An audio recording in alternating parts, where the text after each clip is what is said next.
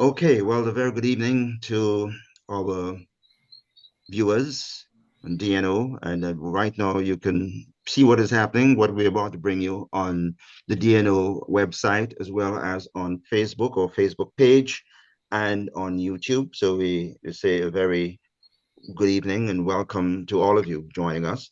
We're here for a very special occasion, a very special program where we decided at DNO, given the interest that has been shown and usually is shown in the US presidential election. But this year, I think there's a bit of even more heightened interest. And that we thought that seeing that people have been following that election so closely, that the interest in the outcome of the election would perhaps be even higher than usual. And so we thought we would do something to share, the occasion with you, to share the results of well, not the results, but the impact of the results, because as we speak, the election is still on.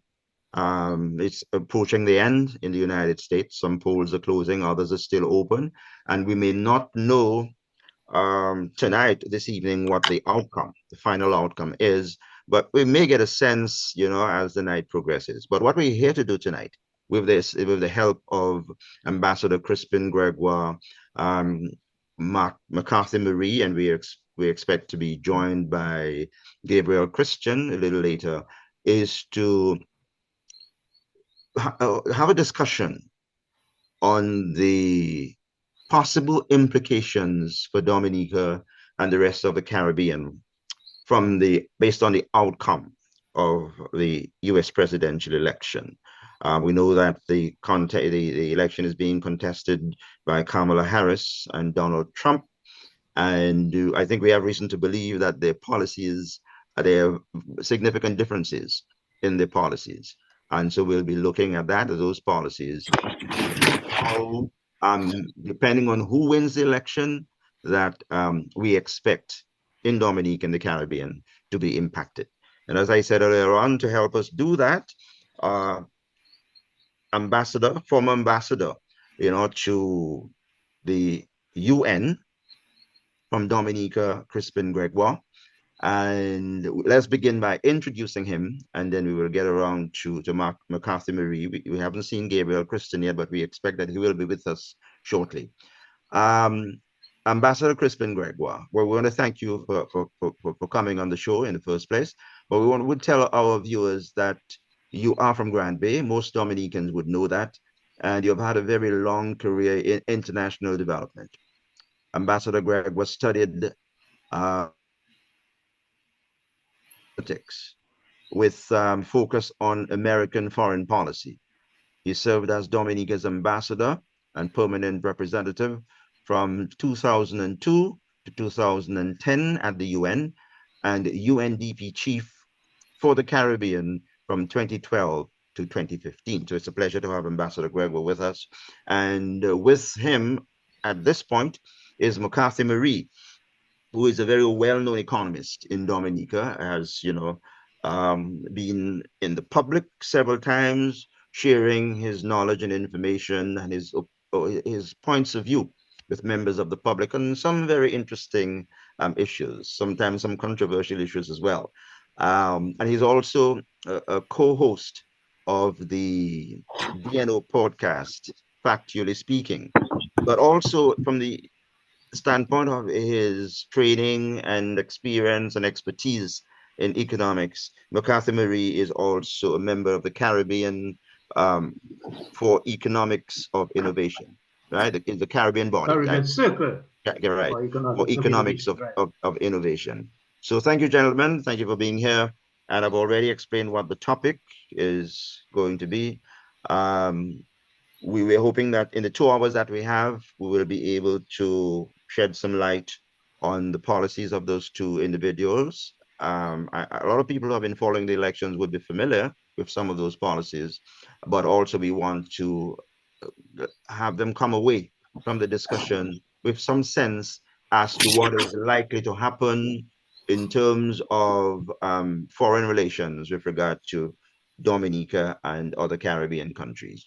So I'd like to begin, first of all, by asking Ambassador Gregoire to sort of give us, before we delve directly into those areas of policy, give us a sense of your take on this U.S. presidential election. I mean, I know you've lived in the States, you've worked there, and before that, you've also followed politics in the States and other elections, I'm sure.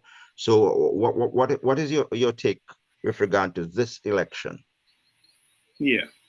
Well, first of all, Tim, thank you for having me, and let me say hello to my colleague panelist, Marie. Um, when I look at this election, I've been following it for some time. Of course, the last month I've been here in Dominica, so I'm watching it from afar. Um, it strikes me as one of the most keenly contested campaigns, and one with a lot of unusual elements. One of them is Kamala Harris emerging as a candidate when President Biden decided that he was not going to seek the presidency a second time. And then we have Donald Trump, who is seeking the presidency for a second time. I think, as I think about what does that presidency or whoever is going to be in the White House starting in January, what to expect, and especially as far as the Caribbean is concerned. But I think that it would be important to put the larger context before us and say, okay, what do I see as the major kind of policy issue areas that will emerge after the president is elected? And I have a list of things that I will list. One being China in the Caribbean. Um, Second is immigration, and specifically, I'm talking about migration from Venezuela in particular, but also from our region, from Caribbean region. Then there's the instability in Haiti. Um, there's the energy reality of Guyana as a major producer, Suriname emerging as another major producer. And we're hearing in recent days of Grenada wanting to explore its oil that's offshore. Then there's the energy transition that is occurring across the world and what the US role is in that and how they intend to help the Caribbean. There's the issue of criminal and organized crime, which is a big challenge in our region because of the narco trafficking that's going on, particularly from Colombia, from Bolivia, and coming across the Caribbean into the US. There's the issue of the future of Cuba. There's Venezuela post-election. And then there's the larger question of sustainable development and this sustainable development goals, poverty alleviation. These are things that are specific to the Caribbean and very important for the Caribbean. And how does the US figure in all of that? I should say that in a nutshell, that the next US president is going to have to deal with some major global challenges. One of them being the geopolitical conflicts in Ukraine, in Gaza, Lebanon, and Taiwan. We should think about what could happen with Taiwan. Then there's the artificial intelligence revolution that is a major preoccupation in the world right now. And then, of course, climate change. And now I will hasten to add that there very acute differences between Donald Trump and Kamala Harris. As far as maybe four arenas go. One is support for international institutions, which Donald Trump did not really have a preoccupation. Free trade agreements, he was not, that's in another arena, immigration and security policies. Of course, we can only go by what Donald Trump did in his first term and sort of his continuing kind of policy prescriptions and preoccupation. He does not support multilateral institutions, so the UN. Um, we saw him pull out of the Paris Climate Accord, which is very, very disturbing to the Caribbean countries because you know the existential threat of climate change for the Caribbean states. He withdrew from UNESCO. He withdrew from the Human Rights Council, and of course, we know the larger things about having to deal with NATO, and so his whole America first policy is one that has not really been out there to support outside the United States. It's much insular approach to governance. Um, I would say on Vice President Harris, what I would expect would happen is that she will continue some of the policies of Joe Biden, things that like support for international institutions, economic cooperation, immigration reform, and climate change. These are things that the Biden administration promoted, and now Kamala Harris is positioned to continue those policies. But I think she will have some very specific policies of her own that depart from the Biden administration.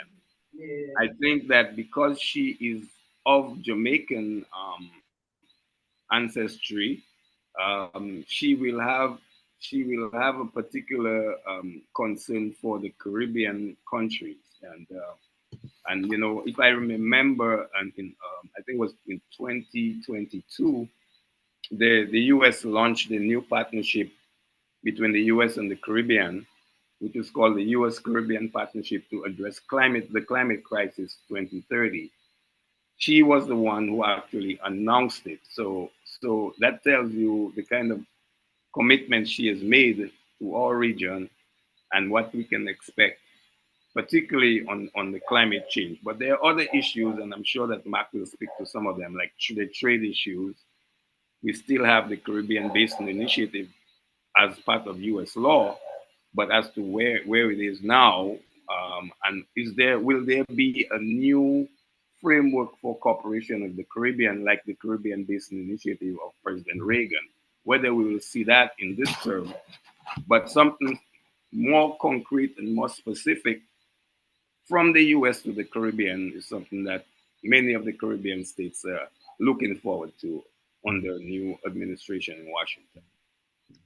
Yes, Ambassador Gregoire, thank you. You raised, quite a few areas, number of areas at the beginning. So we're hoping to get back, to some more details on some of those areas that you mentioned. But as you mentioned, trade and economy, a good time to bring in Mark, because we know that for Donald Trump has already expressed this desire very publicly to put America first in everything. As a matter of fact, he's talking now about imposing humongous tariffs, on China when he takes power. So there is no indication that the Caribbean is in for any, better treatment or any preferential treatment from Donald Trump. Mark, I am interested to know what you think, will happen in the event, say, of a win by either of these the participants? Well, as Crispin said there, Trump has made it abundantly clear since 2016 that his program is America first, and everybody else look after themselves. So he isn't going to change that policy because it plays well in America, with especially with what we refer to as his base, which is to say the less well-off section of the, particularly of the white Americans. These are the people whom he directs his policies. So he isn't going to go out of his way to do anything special for the Caribbean, because among other things, the question will be, what is in it for us? If we do X, Y, Z for the Caribbean, what do we get back in return? During the Cold War, you could have said, well, we will get you to support us on our positions against the Soviet Union. Now, the Soviet Union is no longer there. So the question is China. What can we do in his mind to support China's agenda, which is China's agenda being one to be a superpower that has its tentacles all over the world, just as the Americans do. Although Mr. Trump himself, of course, wants to disengage as much as possible from the rest of the world, particularly involving military adventures and so on.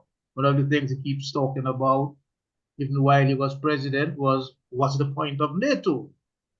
You know, and I wouldn't be surprised if he took steps to limit America's participation in NATO, because as far as he's concerned, the United States basically pays the expenses for NATO, and the other countries in Europe are free riders, and he doesn't think that NATO serves America's security interest as such.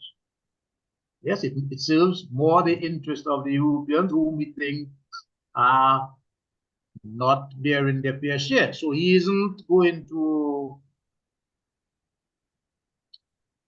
be a lover of NATO, let's put it this way.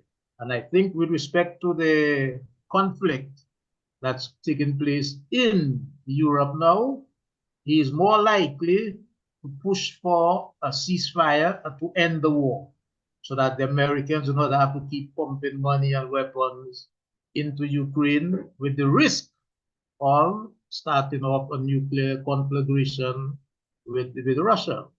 So I think on that score, I would think he would be actually more peacemaker in the world than Mrs. Harris. Yes, because Mrs. Harris will be continuing essentially the policy of the Democratic Party, which is not necessarily her policies. It's the policies of the people who finance the party. So when you are the president, you are surrounded by persons who have their agenda. And the fact that you are from the Caribbean or had some Caribbean roots doesn't in itself sway that. The interest of those who finance the elections remain the same. So it's to take actions that prop them up or expand their interest. Yes, and I would think, insofar as Mr. Trump sticks to his America First policy, that he would be taking steps to disengage and to bring down tensions in the world, precisely because he thinks America is paying too much for these security interests, which he thinks doesn't benefit America. And I think, unfortunately, Mrs. Harris is more likely to continue the policy that was started under President Biden, to support the Ukrainians to the max against Russia, as well as to support Israel in the Middle East, rather than to push them to come to a ceasefire. I think Mr. Trump would be more likely to do that than Kamala Harris. Mark, you raise an interesting point, and I'd like both of you gentlemen to ponder, this before we move on to another topic. Trump, from your assessment, is more likely to work towards peace, right? Because he doesn't want America to continue to spend a lot of money in propping up, their allies in wars, or in providing assistance for wars in cases where the war exists, like in Ukraine and Russia, also in Israel. But here's the thing, though, and help me to understand this. I'm getting the sense that Trump is getting, if you will, getting some merit, being praised, so to speak, for the fact, or it appears to me that he's getting, um, yeah, I would say credit for being a supporter, a stronger supporter of Israel than Kamala Harris. In other words, what I've been following on television suggests that the pundits are suggesting that Trump is a stronger supporter of Israel. In other words, they were making their pleas for the Jewish vote. They were making that in the campaign, suggesting that Trump was perhaps a better ally to Israel than Kamala Harris. And on the other hand, you're saying that Kamala Harris will probably is probably going to continue supporting Israel more, while Trump is likely to try to put an end to the conflict in Israel, Gaza. But one of the ways he can do that is by withdrawing support from Israel, because that's where Biden was Yes. getting pressure, that Right. he was still continuing to support Israel. And Netanyahu was basically holding his own, standing his Right. ground, Ignoring him. ignoring him, right? Right. So that, to me, Crispin, there's something about this that doesn't quite make sense to me. On the one hand, Biden, Kamala are providing the support that Israel needs. Trump, on the other hand, is saying, I'm going to stop what is happening in the Middle East, and nothing much more than that. But he was somehow being seen as the one who was a stronger ally, as a stronger ally of Israel in this current election campaign. I'd like to hear from you, Crispin, on that. Yeah. Mhm. Well, both Trump and Biden have supported Israel without any wavering. I mean, they have been steadfast in their support. But I think the thing that Trump did, which the Israelis really love, is that he pushed towards the end of his administration what's called the Abraham Accords. And the Abraham Accords is essentially a pact to get the Arab countries to recognize Israel um, formally.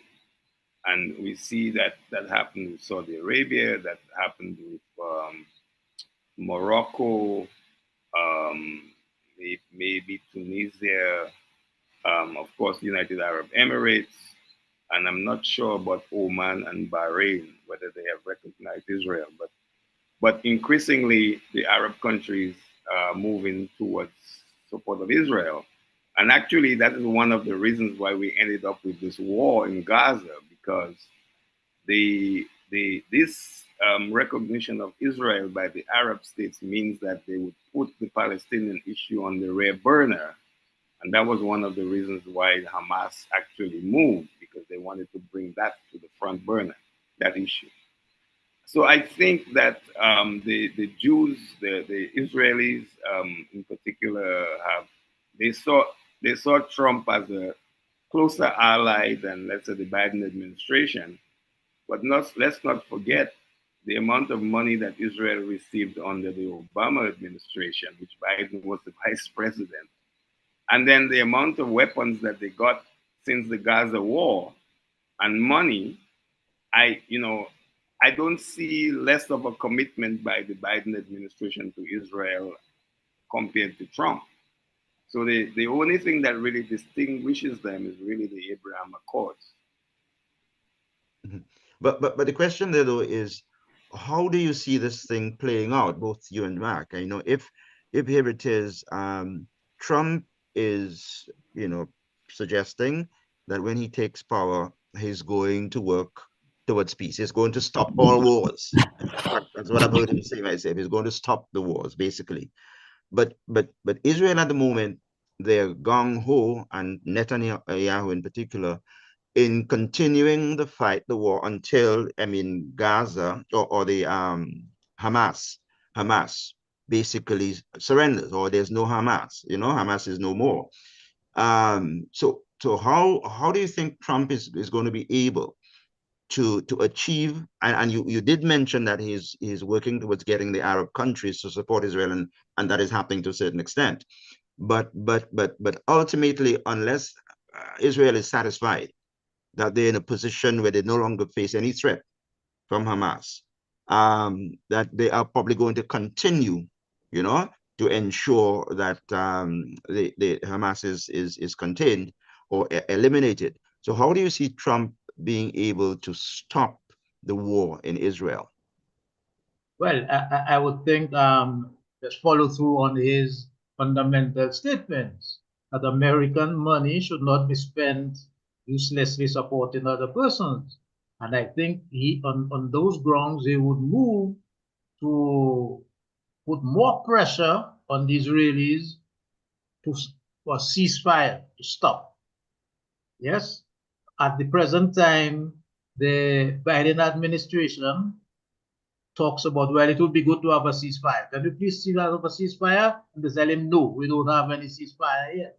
But I think Trump is more likely to, if he says we would like you to have a ceasefire, to move on it by saying, for example, well, we are canceling a shipment of arms that we had promised you, or some such overt measure that says he would like the war to stop. Because in America itself, there are quite a lot of people who are against the war, including many Jews, actually, who are not in favor of Israel's conduct of the war. Right. Well, if I may, Tim, the thing is that, while a lot of people are calling for ceasefire, that's quite noble, but it's not going to solve the problem. It's not going to end the crisis there. I think that short of declaring Palestine a state, until that happens, we are not solving the problem. And I believe that Donald Trump would be opposed to the Palestinians having their own state. Now, Kamala Harris has said that the Palestinians issue has to be addressed. And I think the only thing left for the United States to do is to support Palestine and as a state. And they are the only ones holding back in the entire global family of nations. I mean, the vote at the UN on that question, the US was the only country, along with Israel and maybe Marshall Islands, that supported, that voted against Palestine becoming a state. So a ceasefire is important in the short term, but in the longer term, until we address this question of the Palestinians' sovereign control of their territory and having a peacekeeping force on that border with Israel to ensure that Israel accepts them next door. Of course, Hamas will be no longer there because they've been totally decimated, but it's going to be the Palestinian Authority, and whether they're going to push now to become a state more vigorously than before. So I think that is the larger question for the U.S. administration, irrespective of who's in the White House. How do we bring peace to Gaza? How do we end the Hezbollah uh, throwing rockets into Israel? How do we stop the Israelis from firing into the neighboring states or just moving into other states? How do we move from a crisis situation with Iran and Israel? So there are all of these larger problems from this problem in Gaza that the U.S. must face squarely, and I don't see any commitment from either the Democrats or from the Republicans. Mm-hmm. Okay, so gentlemen, because our topic is essentially the potential impact, of the US elections on the Caribbean. Let us tie this whole thing into the Caribbean. How are we being affected, by what is happening in Israel, and Palestine, and in the Caribbean? Right. Well, Tim, a number of Caribbean countries have already come out and said that they support a Palestinian state. Not all of the 14 CARICOM states have done that, but the leading countries like Jamaica, like Barbados, like Guyana, Trinidad, they have expressed that in no uncertain way. And I believe other countries, there might be more that have come into that side of the equation. The question now is, how will the U.S. respond to the Caribbean countries being, very much steadfast in their support of a Palestinian state? And I don't know if there will be fallout from that, but so far the U.S. has said nothing on that, at least not publicly, but privately they may have said Okay, Well, well, thanks a lot. I would think in the Caribbean here, the U.S. interest is will more centered on China, because something. China has been gaining considerable, if you like, influence in the Caribbean, which the Americans think it's at their expense. They've been spending quite a lot of money in Jamaica. They've built a huge resort in the Bahamas. Well, they're in Dominica. They're building schools for us. They built a hospital. They built a stadium. We have immigrants who are financed partly by the banks in China who set up business in the Caribbean. So in the Caribbean here, that's where the influence, I want to say peddling, will be taking place. It's which side are we going to be supporting? And we will basically support the side that promises to give us more material benefits, which for the time being seems to be China. Okay, well, let me ask this question, and Yeah. I'll pose it to Ambassador Gregoire. Do you think that Trump is necessarily going to be concerned about China's forays into, say, the Caribbean and other parts of the world with his policy of putting America first and the fact that he's consumed with that bilateral, trade situation between United States and China, where he's threatening to increase tariffs? Do you think it's really going to be concerned about what happens in the Caribbean, what China does in the Caribbean? Oh, definitely. They're very, Mm. very concerned. In fact, Tim, of the 14 CARICOM states, only about five, I think, still have relations with Taiwan. That is St. Lucia, St. Vincent, Grenadines, Belize, I think St. Vincent. Um, I'm not sure if Haiti is still with Taiwan or have gone to mainland. I think Haiti is the fifth one. But the US is encouraging these five countries to stay the course and not change diplomatic relationship with Taiwan, to keep that relationship. And Tim, a few years ago, China and Taiwan reached an agreement to end the competition in the Caribbean. So those countries that are with Taiwan would stay with Taiwan, and those that are with China would stay with China, and that there would be no change to that to what we have. Of course, we have more countries now supporting have diplomatic relations with China, and those five I mentioned do not. And I think the U.S. will want to push. Let us keep it that. Let's keep that as it is. Let us not let more countries go to mainland China. Um, China is quickly becoming a major competitor of the US, not only in the Caribbean, but the whole of Latin America. So we have to put this in the larger context of the whole Latin American subcontinent. Central America, we see a number of countries that used to be with Taiwan have left. Like, for example, Guatemala recently, and Honduras, those countries were with Taiwan for a long time. And so we're seeing really the weakening of the relationship with Taiwan in our region. Um, so that's a big concern. Now the Chinese are not relenting; they are not pulling back. In fact, they're deepening their presence. And then I should mention the airport in Dominica, which we are not clear on. While we are told that the financing is coming from the sale of passports, we now know that there is a Chinese company that was contracted to build the airport. And we don't know whether the Chinese government has put in actual money into that airport. So these are some of the concerns. And then the other thing I should mention about China in the region is the huge embassies that China has built in the region, like Antigua has a huge embassy, Dominica has a huge embassy. These are places where the U.S. doesn't have embassy presence. So China is really outwitting the U.S. in the region. There's no embassy of the U.S. in Dominica, or Grenada is the only OECS country where I think they have a consulate.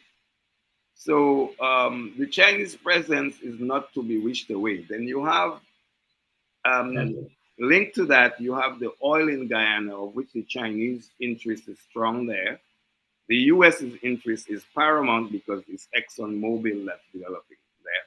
Then you have next door in Suriname a significant oil find.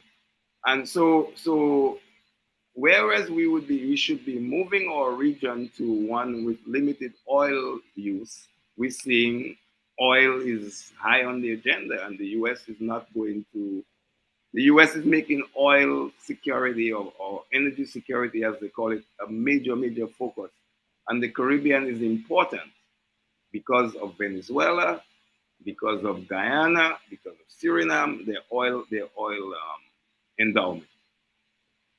Although I would say the oil thing is a bit passe in a sense, because now China is the leading country in terms of alternative energy, particularly in terms of producing electric vehicles. China is the leading producer of electric vehicles now.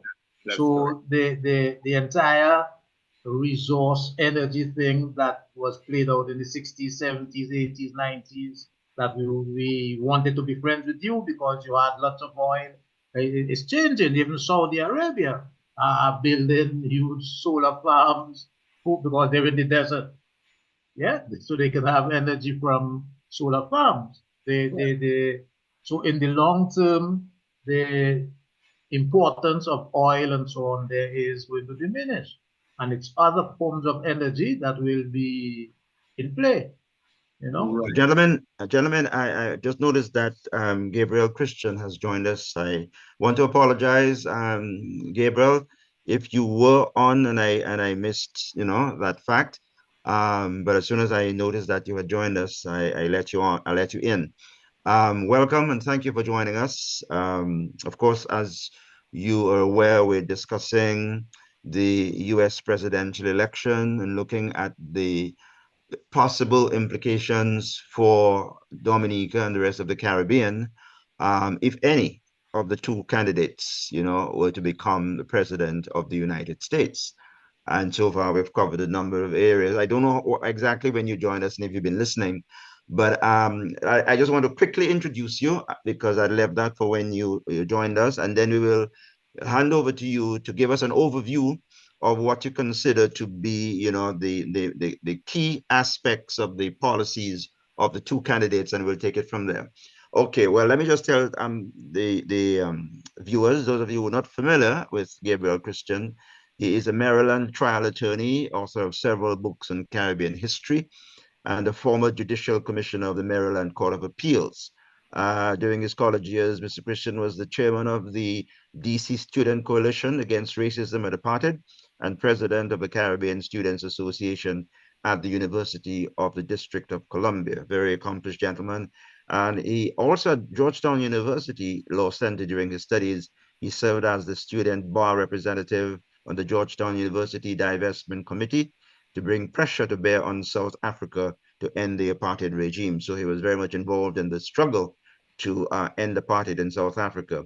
He remains an active civic leader in the Caribbean community and served in the first ever Caribbean commission by a U.S. state in history, by a U.S. state in history from 2012 to 2016, when Maryland Governor Martin O'Malley created the Maryland Governor's Commission on Caribbean Affairs, and Mr. Christian is currently a commissioner on the Maryland Governor's Commission on Caribbean Affairs, having been appointed by Governor Wes Moore in 2023. Very distinguished gentlemen on our panel this evening. Thanks very much for joining us, Gabriel. And as I indicated, and your mic is muted, right. As I indicated to you, I'd probably give you the opportunity to begin by sharing your thoughts in an overview, format on the policies of Trump and Kamala, drawing, to mind the differences between those two individuals.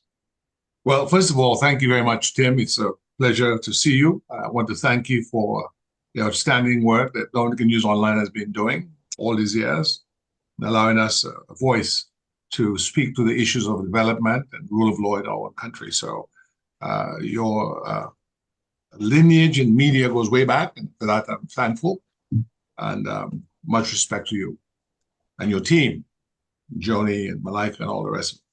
Thank you. Brother Mark Marie is someone I know. I want to thank you, Brother Mark. I had occasion to send a note to you and to Brother Tim for an outstanding commentary I think you made on the depopulation of our island and the economic sort of repercussions of a diminishing population some time ago. So thank you for that. Of course, our brother, Crispin Gregoire, it's always a high honor and privilege to share the stage with him, if not, literally, at least figuratively speaking, in a virtual sense. Tim, when I came on, I've been sitting there for a while. When I came on, Brother Crispin was speaking about the Chinese and the Chinese influence. China is a major nation, and I respect Dominica, despite the fact that we may not be a major nation. I respect the fact that, Tim, you know well, Crispin and I were involved in the whole independence question. I think we've lost that. But let's talk about the United States in this election. And this election must be seen in the context of a few things that impact us directly. After World War II, the majority of the Dominicans who left to earn a better livelihood went to the United Kingdom. And I remember during Christmas season, for instance, you'd be hearing things like the boxes have arrived, or the, what do you call those things? Postal orders have arrived. So we lived off of not just simply our banana and citrus production, but we lived off of the Dominicans primarily had gone to the United Kingdom. We had some in the Virgin Islands, we had some in Curacao, and some in Canada, but I think we can all agree that the majority of Dominicans are left after World War II. The greatest migration outward since the abolition of slavery in 1834 would have been to the United Kingdom. Well, that changed later on. From the 1979 period through, let's say, the present, I'd say a good maybe 20,000 Dominicans left for the U.S. territories of St. Thomas and Croix primarily, and then the mainland United States. And that has been almost a sort of closed hook that the economy of Dominica has hung off of. The income from those diaspora populations, primarily in the United States, some in Canada, less so in England, because most of the people from the Windrush generation, they're now retirees, they're increasing in their income and ability because of the advance in age, and their children are not as closely connected as they were. So it's really the United States Dominican diaspora that in so many ways shape not only our discourse in the conversations we have, but in things, for instance, like the Rebuild Dominica nonprofit that we're part of that donated $1.2 million EC during the period after Hurricane Maria, and recently did scholarships, and other Dominicans who come home to visit and who help their family members. And so whatever happens in the United States body politic, right, will have repercussions on Dominica. And I'm going to mention four things that really puts this election in perspective as a very important one, and potentially, if it is one that results in Donald Trump, one that might have very negative impact on the primarily African-descended population of the United States, of which we are part.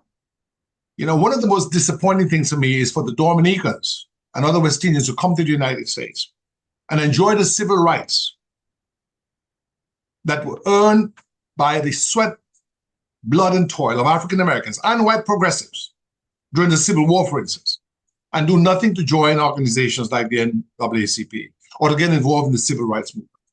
It's almost as if they come and they live off the fat of the land and not see the interconnectedness between what it is they enjoy in way of civil rights and those who opened the door so those civil rights could have been obtained.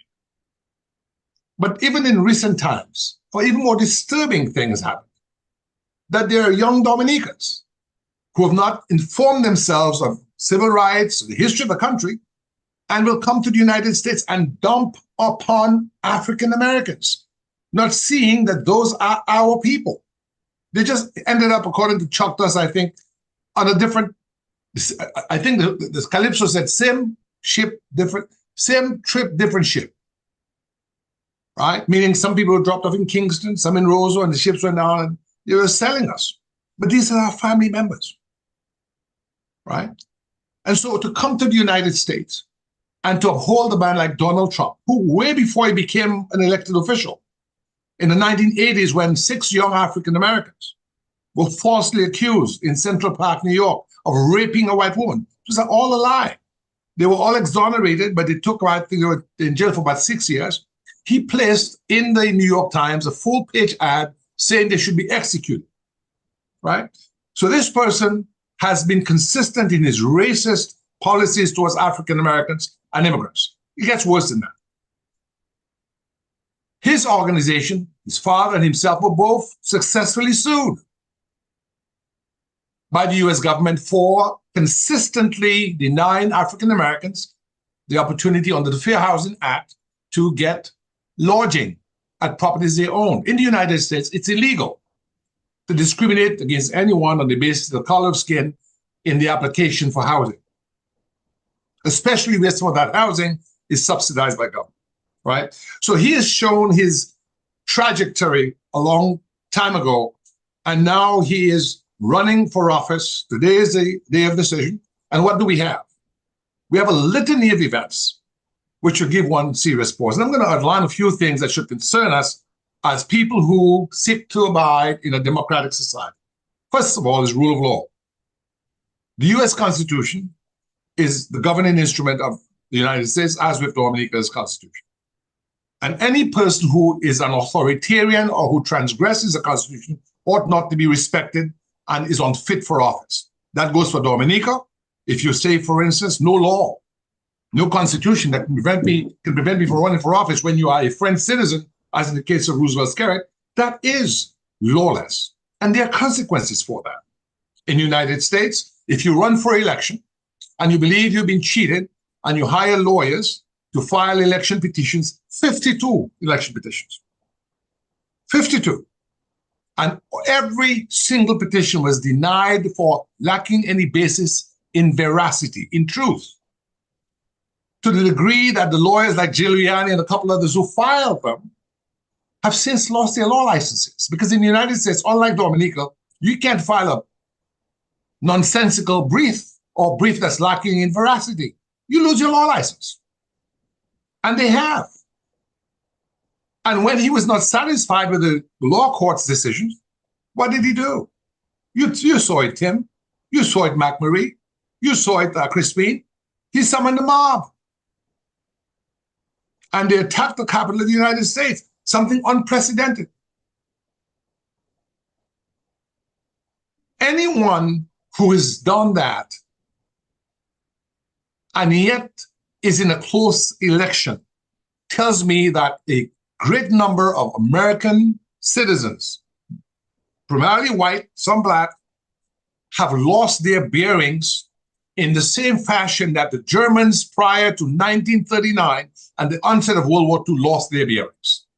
The Germany of Karl Marx and Sigmund Freud and Albert Einstein and Beethoven and Bach and Mozart had become a nation enthralled by a demagogue, someone called Adolf Hitler, who led them by the nose to hell and damnation. It's happening before our very eyes, to the degree that rule of law now is on the ballot. Why? Well, the United States Constitution, Brother Tim, Brother Marie, Brother Crispin, like the Dominican Constitution, is grounded in the principle of the Magna Carta. What's the Magna Carta? Comes from the 12th century, which basically holds to the principle that no man is above the law. No man. And that was out of a contest between the king and the nobles. And it came to that sort of compact.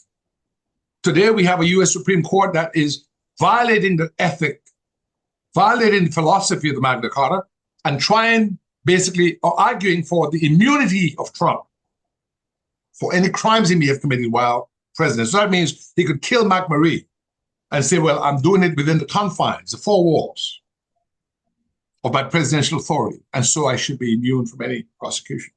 So rule of law is on the ballot, and rule of law in the United States now is under threat of being overthrown. Number two, organization. Donald Trump is in organization of a party called the Republican Party, which is no more. The Republican Party had its rights confirmed in its righteousness, rather, confirmed in the towering presence of one Abraham Lincoln, the great emancipator. It was a radical party that was founded on the principle of the abolition of slavery and the humanity of African Americans. That's no more. Today, the Republican Party is in association with the Ku Klux Klan and the American Nazi Party. Just last month, there was a Florida boat rally, and one of the major participants was the American Nazi Party. This is unbelievable. I'm not sure you're aware, Marie, and Crispin should know this, but Tim, you should know this as well. If you are filing for American citizenship, two questions come up as to party affiliation. They ask you, have you ever been a member of the Nazi Party? Have you ever been a member of the Communist Party? Those are the two things. So today now we have a major political organization in the United States in association with two terrorist organizations. The Nazi Party terrorized Jews, committed the Holocaust.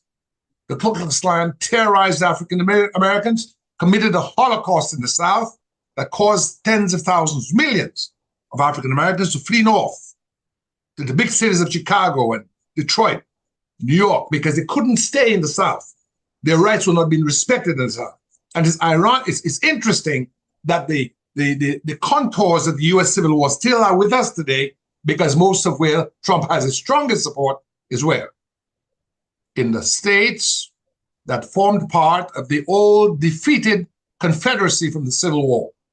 So things, somewhere I read, the more things change, the more they stay the same. I will go on to talk about extremist politics. Madison Square Garden. A week or two ago, Crispin, we had someone come on and say America should be only for Americans. I wonder what kind of Americans was he talking about? Was he talking about Americans from Norway, United Kingdom, France? Or was he talking about those of color? I don't think any one of us here needs to be an Einstein to figure that out. So you see now extremist politics at the highest level. Calling people from Puerto Rico, a country that's a sister nation.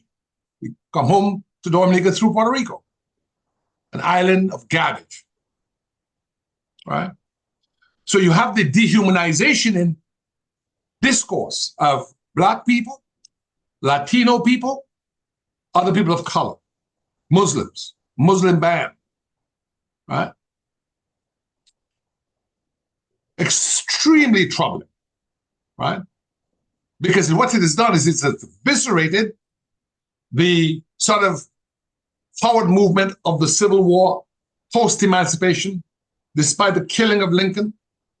You had the onset of FDR, Franklin Delano Roosevelt, the New Deal, social politics, of social inclusion, from the desegregation in 1948, July 26th, by Truman of the U.S. Armed Forces, right? The continued expansion under John F. Kennedy, the Voting Rights Act of 65, before that, the Civil Rights Act of 64, both by Lyndon Baines Johnson, that opened opportunity. Today, you see a reaction to that to stifle opportunity, make America great again. What America were you talking about? Are you talking about the America of Lincoln and the abolition of slavery? Or are you talking about the America of the Jim Crow era of segregation, Ku Klux Klan, of the Nazis running things, especially in the South? And so civil rights is now on the ballot because authoritarianism and the plain out statement by Trump, he said, from there on, I'll be a dictator. You won't have to vote again. People take that as a joke, but the gentleman, I'm striking that, he's not a gentleman, he has shown where he stands.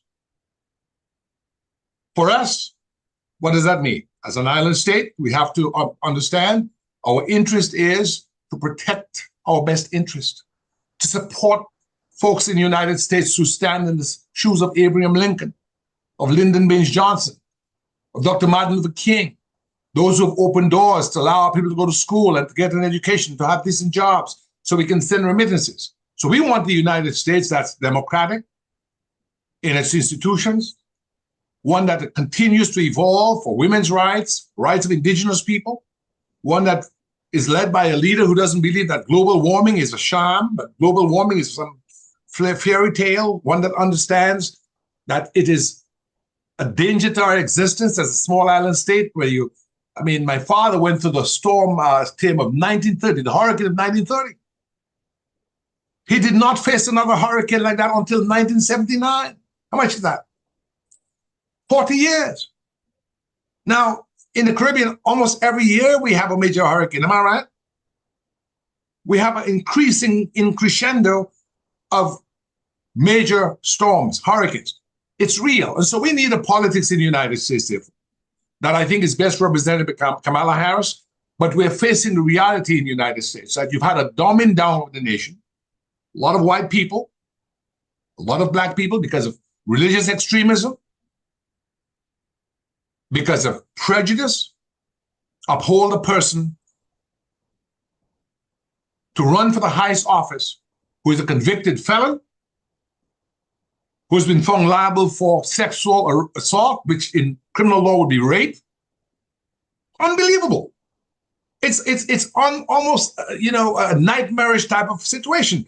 Tim, I could not hold a law license right now in the United States if I had the record of Donald Trump. That's just the reality of it. But he's running for the highest office. So I'll stop right there because I know there's more to be said. Yeah. But I just want to let you know where I stood. Just wanted to ask you a question there. For a couple of years now, I've been reading about the possibility of a second civil war in the United States. Is that a fantasy or is that a reality possibility in that statement? Brother Mark Marie, it is real. And there are those who will tell you, those who are in the intelligence business, who will tell you it has already started, that there is a cold civil war, because only under civil war conditions would you have such extremism. So you have essentially the collapse of the discourse and the collapse of rule of law in the United States. United States' place on the global stage has been, I wouldn't say fatally wounded, but grievously wounded. And only a return to sanity can save the United States as a body politic. Because I can tell you there are people in the United States, on the West Coast and other parts, who will not submit to a fascist government. It's as simple as that. You've heard from Mr. Kelly. General Kelly was a Marine general, Mark Marie. He wasn't Gabe Christian or Tim Durand or Crispin Gregoire. He was a Marine general, chief of staff. Last week he said in public that Trump said, I need generals like Hitler's generals. But it shows you how dumb he is, because what happened to Hitler's generals, Mark Marie, at the end of the day? What happened to them? Can you tell us? You know more history than me. Well, they were found guilty and they were executed. Those who were still alive when they were executed. Those who were not executed were defeated. But for a president to be saying to his chief of staff that I don't like these generals we have, and you know how that came up. There was a riot in Charlottesville, where a young white woman who was an anti-racist demonstrator was killed. And Trump came up and said, they're good people on both sides. Remember that? Sure. And in the midst of that, then you had the growth of the Black Lives Matter movement, and he sought to have the U.S. Army shoot protesters in the street. And the U.S. Army said, no, we will not. And so he was upset, and he made that statement. And so General Kelly called the former president a fascist. Now, this Kelly guy is not a Democrat, he's not a socialist, he's not a progressive, he's not a leftist. This is an Army Marine general. And for those of you who don't know, the Marine Corps is seen as the most hard-nosed, most sort of aggressive element of the U.S. Armed Forces. So this guy is not some liberal. But for him to have said that in public is quite dramatic and underlines the point that I made, that we are in a civil war. It's just that it's not a hot civil war. But what you saw on January 6th are the flags of the Confederacy inside of the U.S. Congress. In 1861-65, during the Civil War, they never made it that far. Donald Trump allowed them to get inside of the U.S. Congress. They were rebuffed, but they were there. And so that's the danger we face right now, where people have been inflamed by propaganda. It turned out yesterday it was revealed that it's the Russians' intelligence, because Russia is fighting an intelligence war with the United States, who devised the video of Haitians eating cats and dogs. I had a Trump supporter a month ago said, Gabe, I saw the video. I said, listen, it must not be real.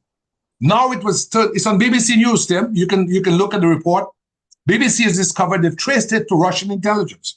So what the Russians are doing in the United States now, like it or not, is that they're inside of the United States with Donald Trump supporters and manufacturing anti-Black, anti-Latino tropes, videos to stir up in the American population, the white population, anger against immigrants. That immigrants have, in his words, those are not my words, contaminated the blood of the United States and have made the United States a trash country, when in truth and in fact, immigrants have lifted up this country and have been of immense benefit to the United States in a great many ways, and that he himself, as all of the white people are immigrants to this country. The only non-immigrants are the persons who are Africans in the diaspora who were brought there as kidnappees, and the indigenous people. Those are the only two non-immigrant groups really in the United States. Not the Africans who came the other day, but those who descend from those who were brought here in slave ships and those indigenous people they meet. So they're all immigrants. But yet now they've started this program of propagandizing, dehumanizing, and creating this demonization of the immigrant as an enemy to be exterminated. And that's very dangerous, and it's dangerous to the world. I want to ask Gabriel, and perhaps you and Crispin can shed some light, on my concern. And that is, after you've outlined your case, about Trump's being unfit, the fact that Trump is unfit to be president of the United States based on a number of things that you pointed to. We find that the Caribbean people, and among them Dominicans, still support him. And not only did they support him, but they defend him. Because I was talking to a friend of mine who lives in the United States not long, about a week ago, and he told me, look, I am going to vote for Trump because Trump, that's where my interest lies. Trump is going to put money in my pocket.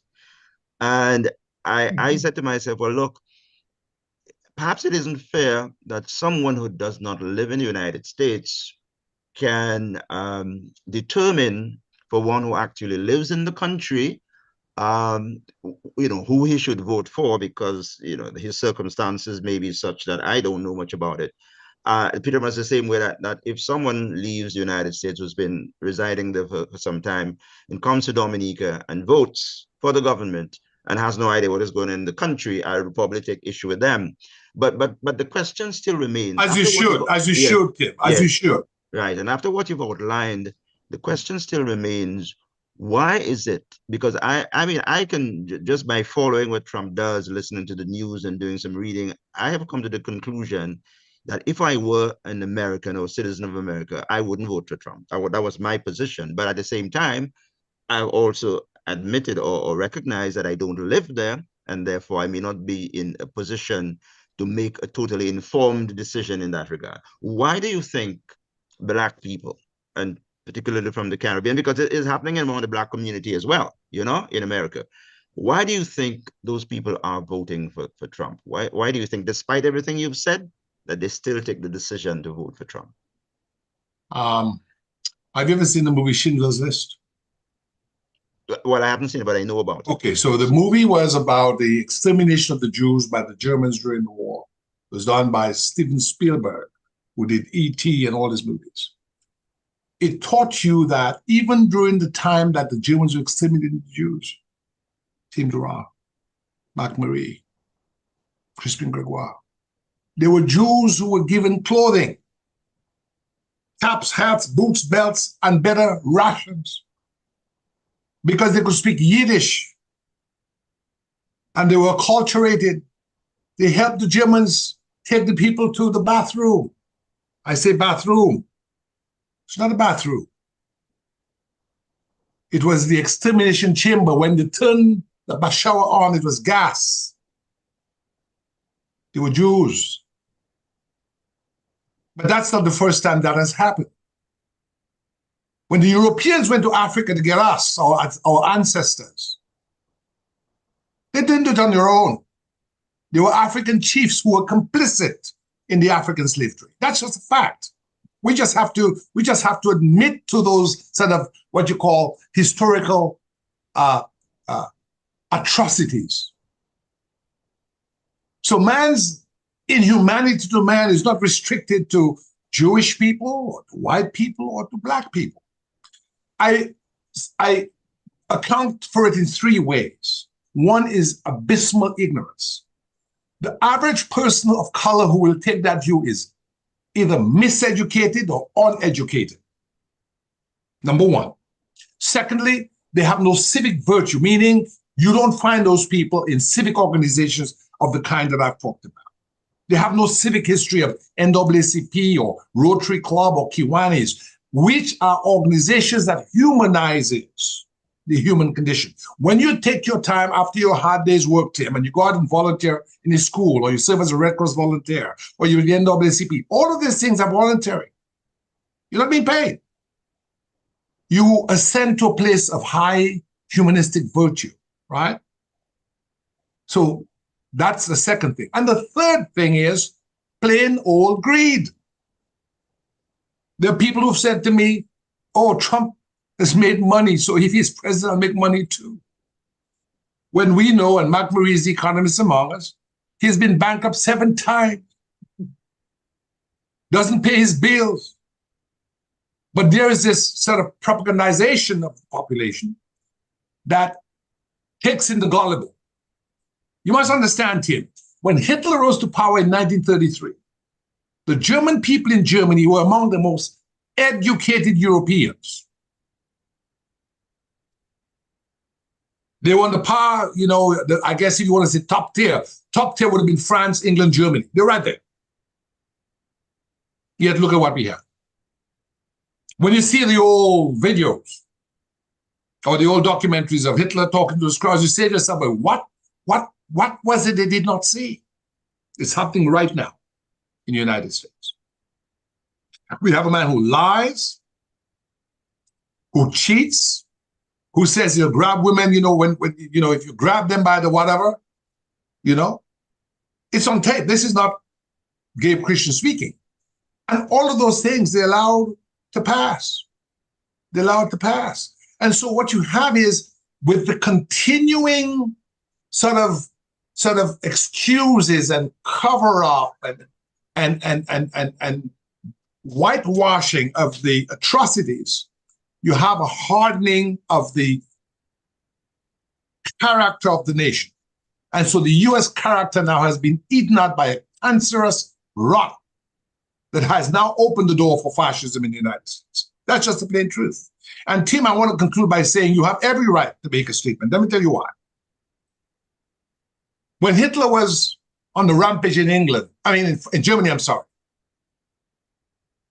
There were anti-fascists in England, in the United States, and other places who fought against that. They saw it coming. When the Spanish Civil War started, they went to Spain, the international brigades, to help fight fascism. When Italy invaded Ethiopia and Haile Selassie came to the League of Nations to warn Europe of what was coming, he did not get support. Haile Selassie was right. So it is always noble. You don't. It's almost to say like I must be a black person to condemn racism. I must be a Palestinian to condemn Israel. No, good people of conscience all over the world, be they McCarthy Marie, Tim Duran, Crispin Gregoire, wherever you may be in the world, when you see wrong, you have a moral obligation to call it out for what it is. And so don't feel bad that you're not in the United States and you should have no right. No, you have the information and you make your position based on that information that you've been able to discern. Okay, thank you very much, Gable. Pretty insightful, presentation that you've done there. You came a bit late, but I think you've made up for it. I want to remind our viewers that what you're watching is a special program put on by Dominica News Online. And we're looking tonight at the US presidential election and the implications for the Caribbean based on the policies that we know that have been espoused by the two candidates, Kamala Harris and Donald Trump. And Ambassador Crispin Gregoire is one of our guests. McCarthy Marie is the other. And we were joined, before he made his presence. Well, I shouldn't say that. He was here for a little while. I just didn't know he was, but he's joined us since and made his presentation so far, Mr. Gabriel Christian. But when Crispin Gregoire came on, he was the first person to speak. You outlined, Crispin, a number of areas that you think that need to be considered, to be looked at in assessing the policy of Kamala Harris and Trump as candidates in the presidential election. By the end of this evening, or perhaps early tomorrow, we will know which one of them will be president of the United States. You mentioned, well, we have talked about China in the Caribbean. Okay, that came up with McCarthy Marie, and Gabriel also touched a bit on it.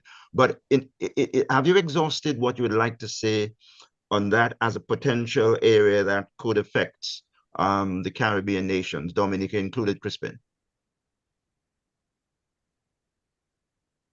Your mic is muted. Sorry about that.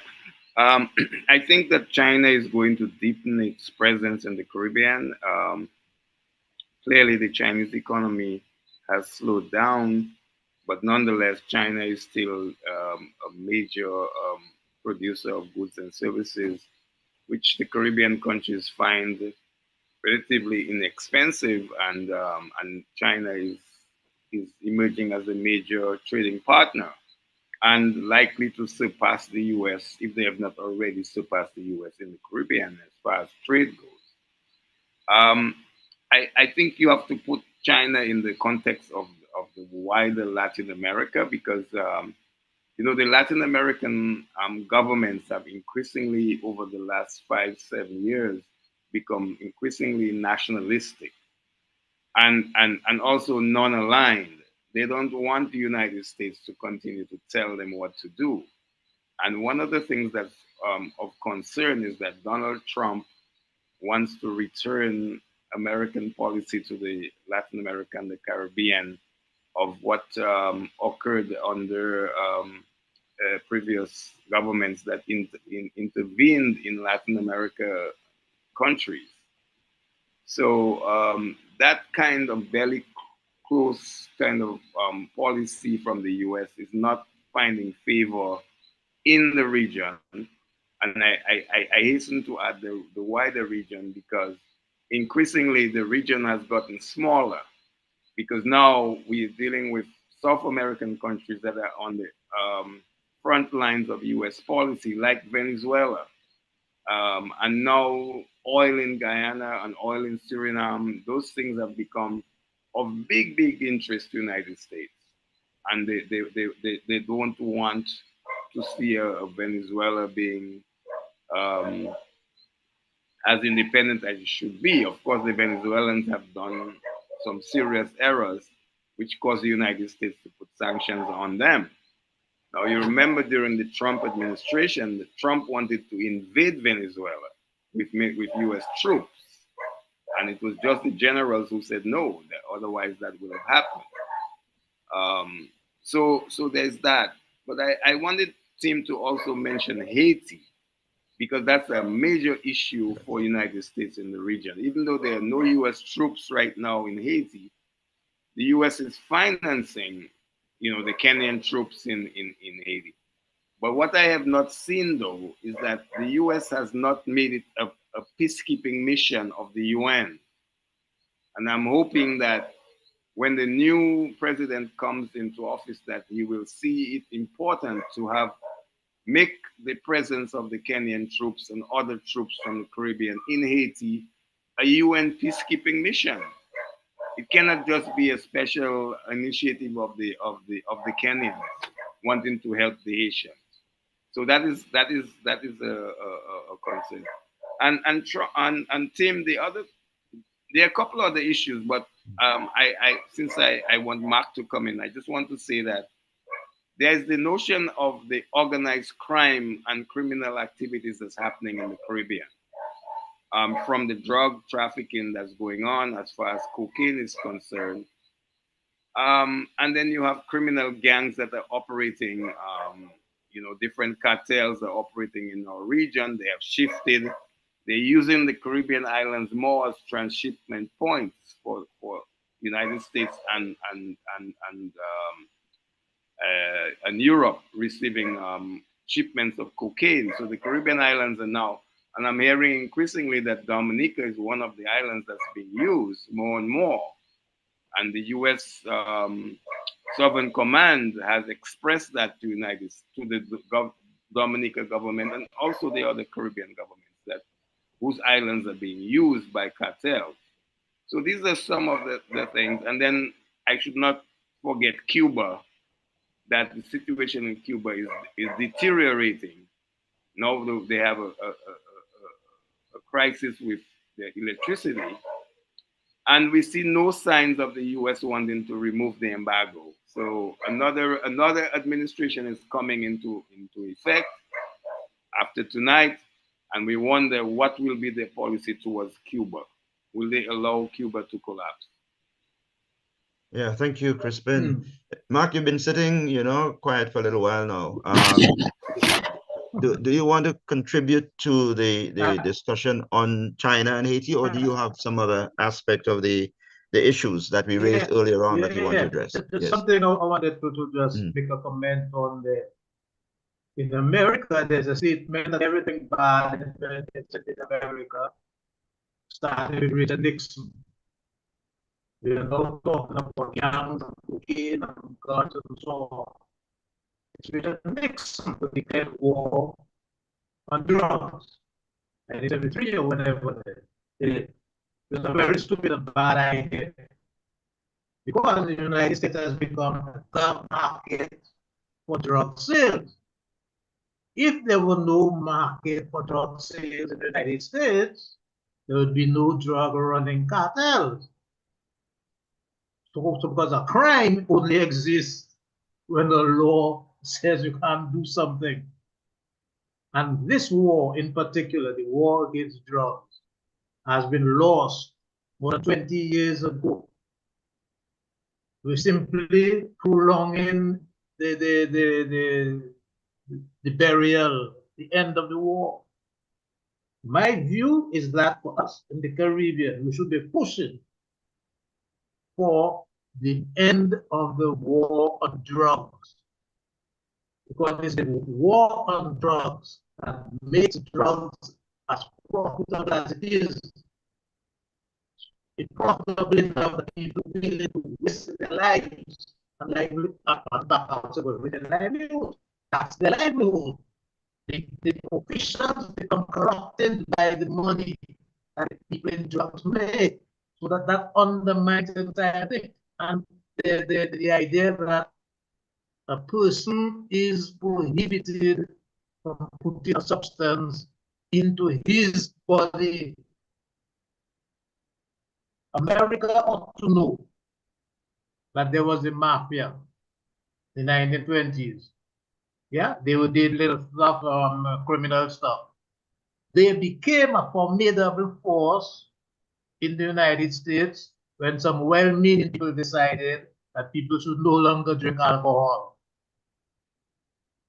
For about 10 to 15 years, you could not drink, carry, smoke, sell, etc., alcohol anywhere.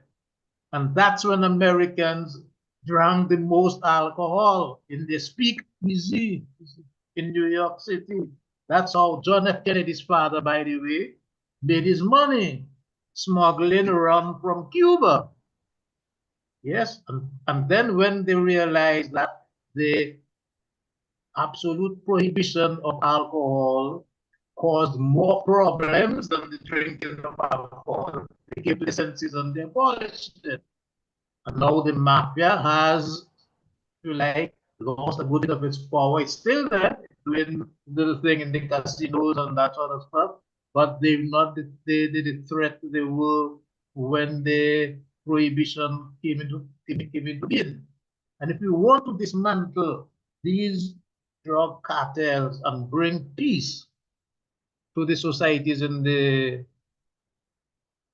hemisphere, because remember, when we did our podcast on crime and punishment, we pointed out that the Western Hemisphere is by far the most violent part of the world, and most of that violence is fueled by the drug and guns that are connected with the business. In Portugal, they've taken a different route. They've decided that taking drugs is not a crime. You're a sick person. Yes? So therefore they take you to the hospital, treat you, rehab, etc. They reintroduce you to society. From all appearances, it's working, less people are taking drugs. Because now it's legal if you become addicted, you go to a rehab center, you are treated as a human being, and you are reintegrated into society. And I think even marijuana, for example, marijuana is more or less a harmless substance, pretty much.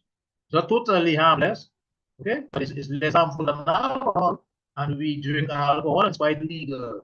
And because it's legal, there isn't any crime associated with its production and sale.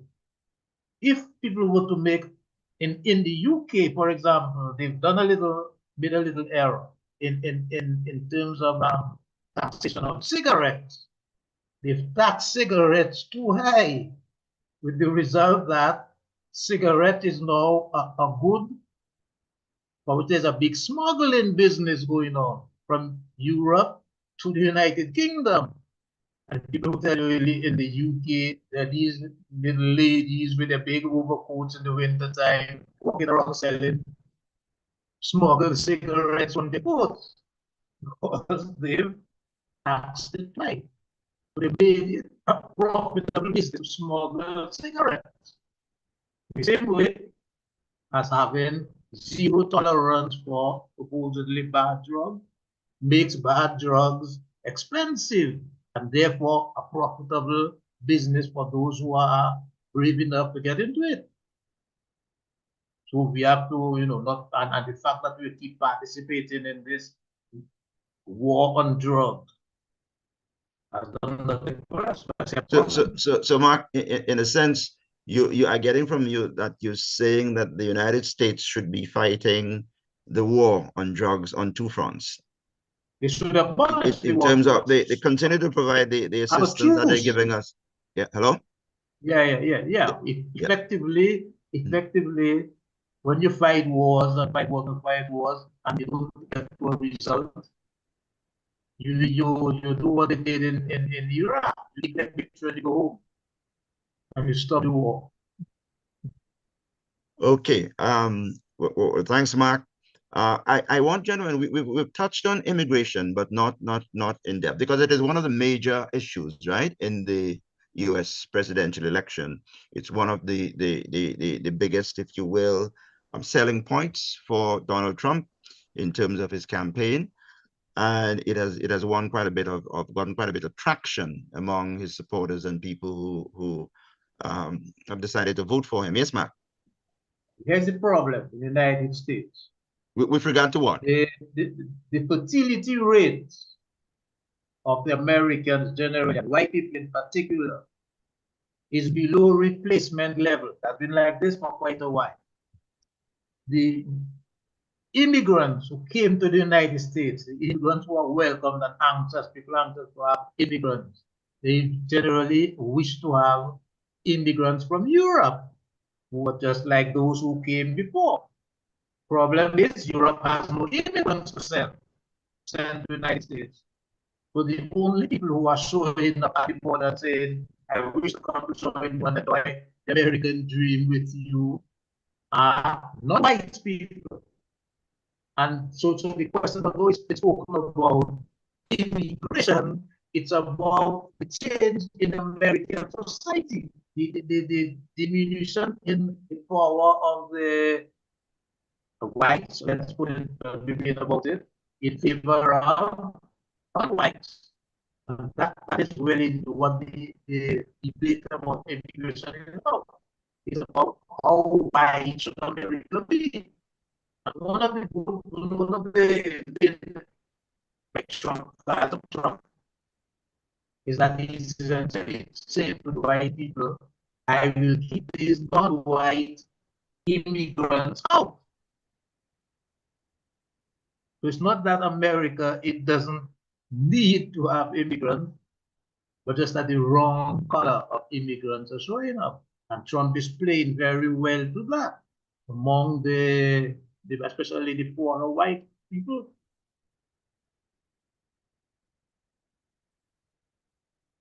Your mic is off, Tim. Your mic is off. Yeah. Thank you. I'm not sure if you're aware, but the quality of your signal is deteriorating. So your voice comes across in a sort of garbled way. I don't know if there's anything you could do at your end, to help, rectify the situation. Yeah. Okay. Okay, but Gabriel had just indicated that he's about to leave, because I may return if you're back on.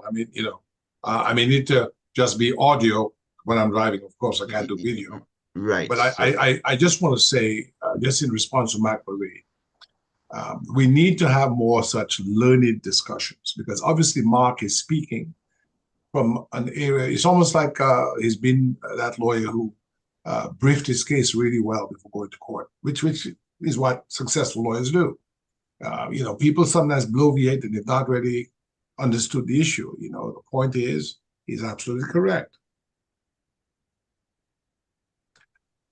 But it was not always the case that he was anti-Black.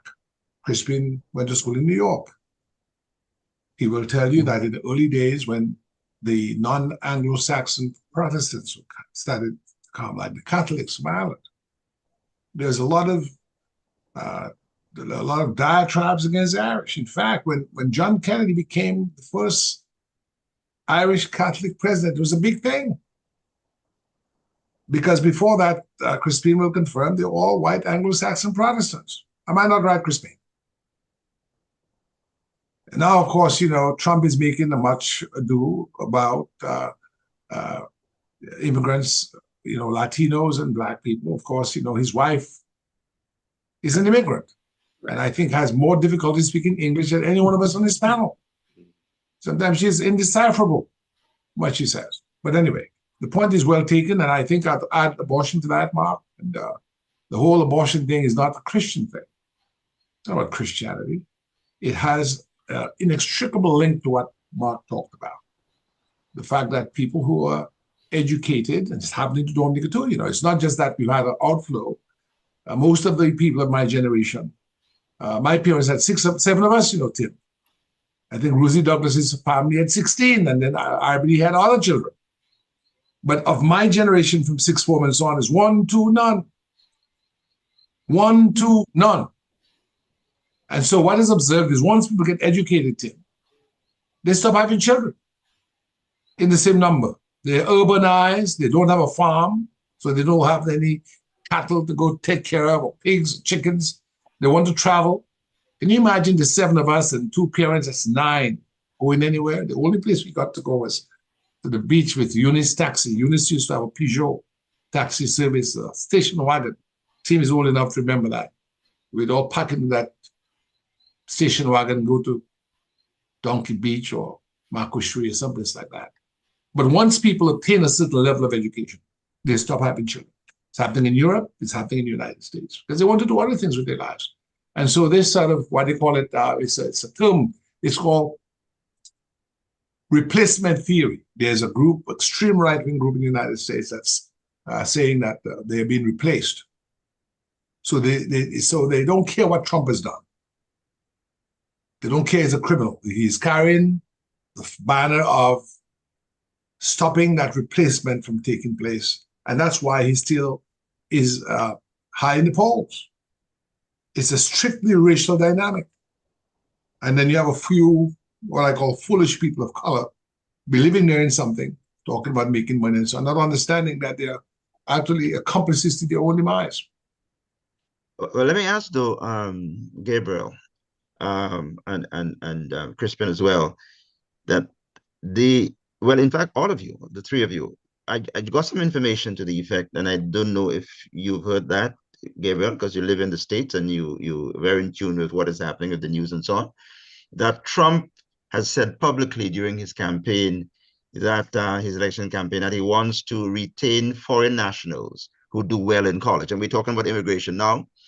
And he claimed that he will make it easier, right, for them to stay and migrate as opposed to illegals or criminal elements. Have you heard that? And if so, is this, in your opinion, a reasonable aspect of his immigration policy?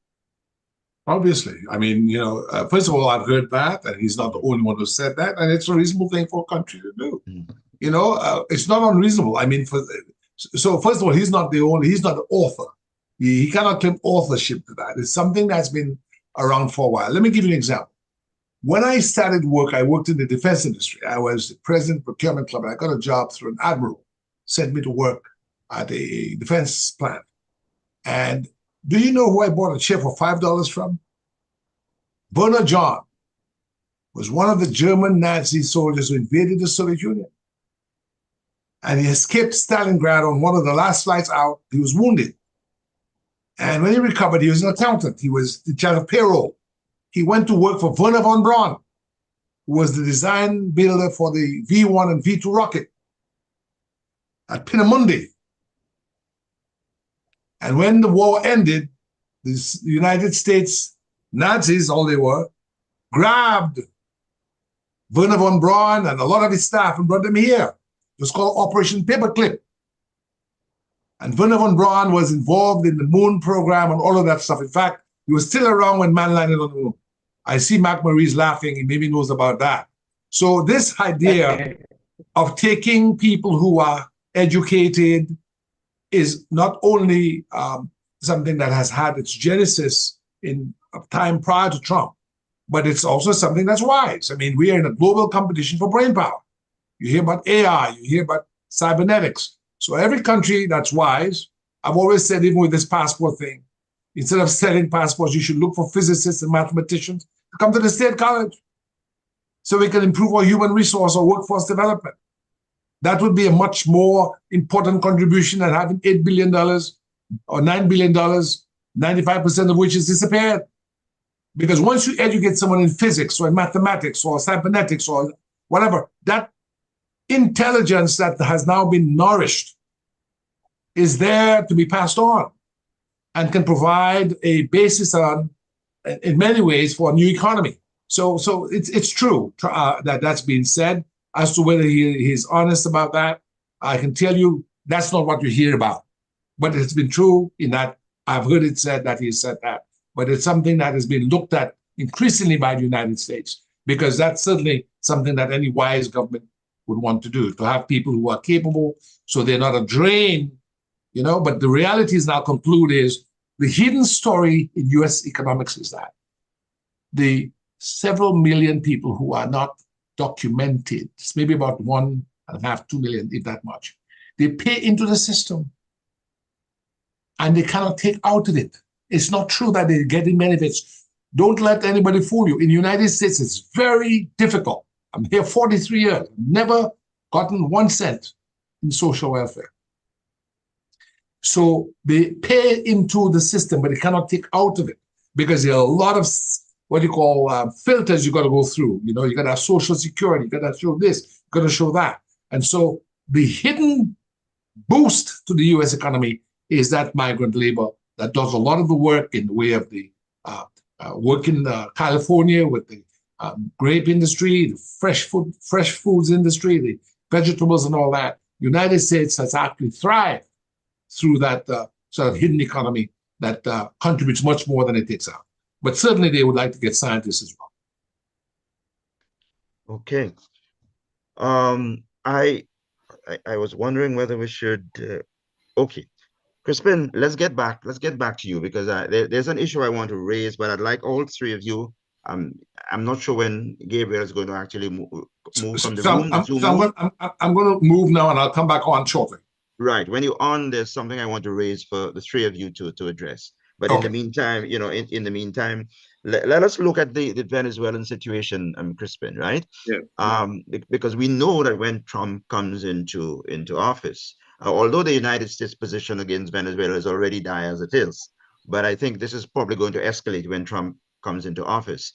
What I'd like to find out from you is how do you see this if you will, a three-pronged or three-part sort of situation where the United States has this foreign relations position as regards Venezuela, and then Dominica, has this relationship with Venezuela.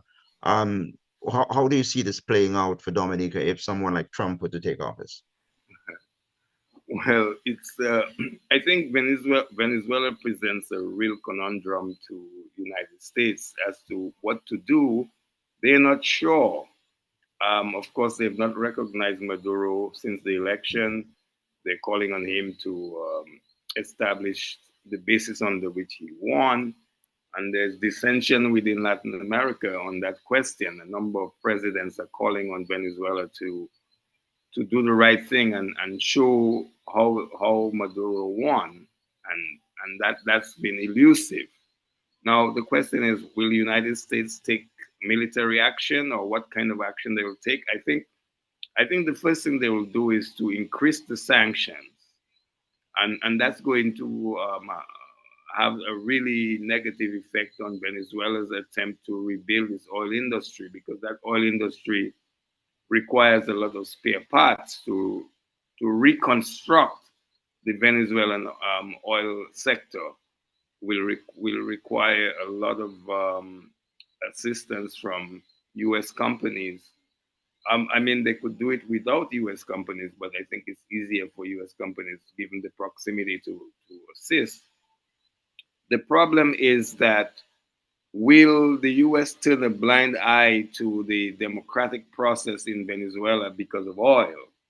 And I think that the US will take certain actions, and especially given that President Lula in Brazil has been adamant that Venezuela should come clean on whether Maduro actually won the election. So I think that, Tim, what will happen is kind of a loose coalition of Latin American countries will line up with the US to put pressure on Maduro. And well before the inauguration in January, I mean, I'm talking of the inauguration of the Venezuelan president. We don't know what's going to happen between now and that date in January when he becomes president. Of course, President Biden is still going to be the president until January 20th. So the ball might be in his court to decide what kind of action to take against Maduro. But I'll tell you that Maduro is losing support among South American neighbors like Chile and Brazil. Of course, Argentina is adamantly opposed to the Venezuelan regime. So we don't have a unity of views, and it's unclear to me how this is going to unfold. But the reality is that Venezuela still has the largest endowment of oil in the world. Granted that the oil is heavy sulfur oil, it's not the sweet crude that comes from, let's say, like a Nigeria or Libya. So it's a very heavy sulfur crude, but nonetheless important. And if the world has to bring the price of oil down, then Venezuela must ramp up its production, and they're very far from that, given all what has happened to their oil sector. So I think that we have a double problem in Venezuela to solve. One is the democratization process. The free and fair election has not played out. I mean, the man who won the election, he has had to run away from Venezuela for his life. He's in Spain now. Um, and we don't know how whether that issue goes to the back burner. I would say that because of the US presidential elections, that issue has been pushed to the back burner. But very soon we are already in the month of November, we're going to see in 1 month's time that the Venezuelan inauguration of the president will happen. And the court has ruled in Venezuela that Maduro won, even though we're concerned that the evidence is not there. So we'll see how that goes. Now, countries like Dominica, who have been part of PetroCaribe, it's a simple answer for them. They support the hand that gives them oil.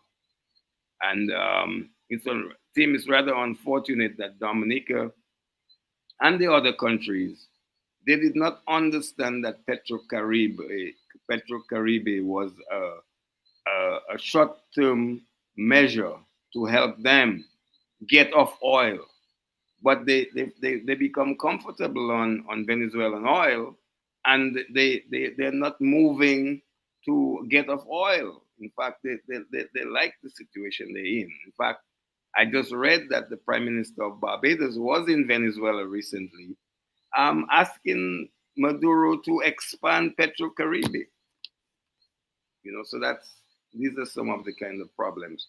So on the one hand, you can't condemn Venezuela for its democratic problems, and at the same time accept Venezuelan oil. You're not going to be objective as a country, and that's the problem that the Caribbean states find themselves in. The oil candy is so sweet that they don't want to get off, and they will not criticize Maduro because of that. And that's a But do you, huge. yeah, but do you think if they hang on, though, if they maintain relations with Venezuela, and say America does get to the point where it brings down the axe, in whatever way, even if it gets to that point, Yeah. what sort of repercussions do you see, for countries like Dominic and the others who support Venezuela? Is there any, Yeah, I potential think, repercussion or yeah, I implication? think those countries should be advocating for peace and try to get the attention of Maduro that he's not sitting securely, because the vast majority of people in Venezuela seem to have voted against Maduro and want a change of government. And I think it would be incumbent on the Caribbean governments who are part of the OAS to tell Maduro that let us let us accept the reality of the outcome of the election. If he lost, he should accept the loss. And I think the Caribbean governments have been reluctant to say the same. Not one of them, not one of the 14 countries have said to Maduro that they have not taken the position that President Lula has taken, which is show us your evidence, President Maduro, that you won the election. And he has not been able to do that up to this point. Okay. All right, Mark. You still with us? Okay, he's is for a little while. Okay, I wanted to raise Crispin. You spoke about the sustainable development goals, in your opening remark, Right. Yes. Let's look at that for a little while, in terms of how a US presidency, whoever wins, would likely affect, Dominica as far as those goals are concerned. Right. Or Well, Dominica and the rest of the Caribbean, that is, yeah. yeah. Mhm. Well, Tim, the reality of the sustainable development goals is that they're not realizable by 2030. And we there needs to be a reset of that of the timelines for the goals. For me, 2030 is no longer a viable date. We've been still talking about it. It's 5 years away, Mhm. but the SDGs are not going to be realized by 2030, and that's real. The second thing is that under a U.S. administration, irrespective of which one, whether it's Kamala Harris or whether it's Donald Trump, the amount of foreign aid is declining from the U.S. The U.S. wants to cut foreign aid, and I believe that if the Trump administration were to return, they would certainly cut foreign aid substantially, and they would also not support concessionary financing from the international financial institutions. Because, Tim, as you realize, all of the Caribbean countries have a debt crisis. Their debt to GDP ratio is averaging 100%. So these countries are struggling to survive. They have a debt problem, and they cannot get soft financing because of their GDP per capita, which is not the best measure for how you help developing countries. So the Caribbean countries have been priced out of concessionary financing because they're not less developed countries. The fighting for your island state status is a good thing. You're vulnerable to climate change. You're vulnerable to hurricanes. But to me, the biggest challenge they have is sea level rise. Yes, we get bad hurricanes, but that's only for a certain period of the year. But as the glaciers melt, these islands are in trouble. Maybe in Dominica we can survive the sea level rise because we have mountains. Maybe we can move people to the mountains. But how does the Barbados deal with that problem? How does the Virgin Islands deal with that problem of sea level rise? So it's an existential threat, and I don't see the money. I don't see the U.S. and other countries that have the means really doing what they're supposed to do in making climate finance accessible to these poor island states, and that is so it's all linked to sustainable development. These countries have to make the transition away from oil. They cannot afford to be on oil for much longer, and they're going to have to find alternate approaches to the energy challenge. And I'm worried that I don't see that support coming from the US. Now, I did mention, last thing I wanted to mention that Kamala Harris did launch that new partnership. It's called the US Caribbean Partnership to Address the Climate Crisis of 2030. Yes, the US has come forward, but the US processes for giving development assistance can be extremely slow, and I have not seen the kind of forward movement that is necessary, and I have not seen the Caribbean countries say, yes, the US is really helping us in the way that we want. I'm not hearing that. Mark, you have joined us after a little absence. So yeah, can you fall in and you Well, know just to follow up on what Crispin was saying about foreign aid and so on there, is that we have been reliant much too much on foreign aid. Yes. And the reason I'm part of this group, the Caribbean Center for Economics of Innovation, is because across the Caribbean, the English speaking Caribbean in particular, we are falling behind in the rest of the world. And it's not because of our small size, it's because we have chosen wrong policies. and we have been failing to innovate, to create new industries. The tourism industry, for example, has shut its bolts. It has done what it can do for the Caribbean. We have not been able to diversify our production capabilities. For example, our government has been speaking for quite some while now about digital economy. But up till now, the only part of the digital economy in which we participate as consumers. We sell nothing in the digital economy. We consume all the software that's used in the Caribbean. Is pretty much all of it is produced abroad. Even things like video games, which kids want to play, we import that. So we have not been able to move out of tourism in the Eastern Caribbean and exploitation of fossil fuels in Trinidad. You know, and that's our problem. We have to innovate and participate in a modern economy rather than the economy that used to be. Tourism is no longer a growth industry. It has reached a plateau, really. And even in Dominica here, I think we're kind of putting much too much resources into tourism. We should be putting more of those resources into, quite frankly, education. Yes, we should be selling education as well as educating our people to the highest extent and to educate them in things that are relevant for now and the future rather than educating people for things that were relevant in the past. Yes, I think that's in terms of dealing with the United States. We should get off the wagon of talking about will they give us foreign aid or not? No, we shouldn't be asking them for foreign aid. What we should be asking them for is opportunities to trade.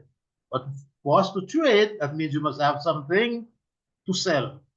If you don't have anything to sell, there's no point asking you to make your market open for us. They'll say, yes, here is the market open for us. There are no tariffs, but you have nothing for sale, which we need to get back into the business of selling things. And those things can be digital goods, which can be sold on the internet. Yes, because here we are talking to each other. Two of us are in Dominica, one of us is in New York. And who are we paying to do that? A foreign company. Why can't Zoom have been created by us? Napster, the software in the 90s that upended the multi-billion-dollar music industry, was programmed by a 17-year-old boy in his bedroom. It's simple that we could have done that. Somebody could have done that in Dominica without much capital, without much finance. What he needed to be was to be educated enough to know how to program a computer. Yes, and up till now, for example, I've been trying to get the Ministry of Education to one means or the other to introduce computer writing, code writing in primary schools. Up till now, we haven't made the decision to do it. And if you make the decision to do it, it requires that the teachers be trained. No teacher is being trained to write computer code or to teach children to write computer code. So if we decided now we were going to do that, it will be about 10 years before we really got going with the children writing computer code. Facebook has the biggest computer farm in Sweden. Rihanna sings songs, a popular Barbadian singer. Hardly anybody knows, but I know, but I'm in the business. But most of the songs she sings are programmed and created by Swedes. They dominate the Western pop music business. Skype, which is the first software that allowed people to communicate, like as we're doing here, or over the internet, was programmed by a Swede. Spotify, which is the major music streaming service, is programmed and owned by a Swede. Yes, and that is because in Sweden there are two subjects every child who goes to school in Sweden up till secondary school takes. One is computer programming, the other one is music. Yes, so those students in Sweden know music and they know how to use and program a computer. Therefore, they're well set to participate in the modern economy, although Sweden is, oh, well, relative to us, a huge country, but in the world scheme of things, Sweden is a small country.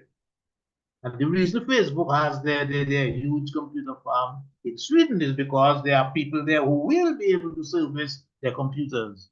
Some of it, of course, is cold. We don't need too much air conditioning. You know? But we are stuck here trying to figure out how to plant bananas with a hoe and a fork still. Okay, Mark, thanks a lot. Gentlemen, every now and again, a little snippet of information comes to me, and I'm sure when we leave here, we'll all want to find out, how the count or the results are going in terms of the U.S. presidential election. I've just got two pieces of information here indicating that the early count in Indiana is out, and Trump has gotten 59% of the votes. Harris, 39.4% so far, with about 12% of the ballots remaining to be counted, In the early preliminary count in Kentucky, Trump has 68.9% to 30% in favor. Oh, wait a minute. No, Harris, no, it's 68.9% to 30% in favor of Trump, meaning Trump has 68.9% and Harris 30%, and 6% of the votes remain to be counted.